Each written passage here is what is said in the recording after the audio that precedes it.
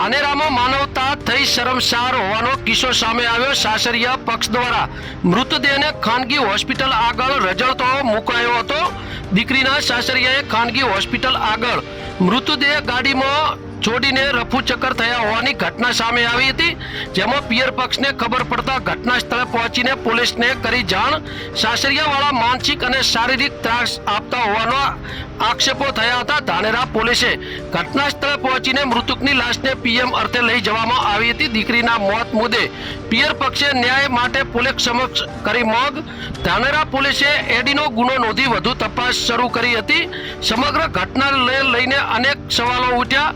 પોતાની જ પુત્ર વધુના મૃતદેહને રજળતો મૂકવાનો જીવ કઈ રીતે ચાલ્યો તેવા અનેક સવાલો ઊભા થયા જોવા મળ્યા હતા। Bureau report બનાસની Smita, Babur Suigam, વાવથરા।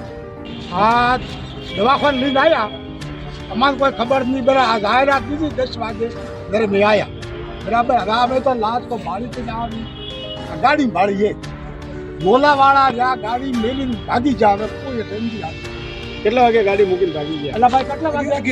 11 વાગે ભાગી જાય। સત્યમમાં ગયા હે, સત્યમમાંથી ત્યાં પાછી લાવી। હા બોલો। સત્યમમાં પહેલા લઈને ગયા, સત્યમમાંથી પાછી લાવી, પાછી લાવીને મૂકી। અને કોણ મૂકીને ગયો એ અમને ખાતરી નહીં। અમારા છોકરા બી આવ્યા હતા, એમને ભાલી છોકરી મારી લીધી, બરાબર। ગોતડો બધું ભાગીને નોખી દીધી છોકરી। શું નામ છે આ બેનનું?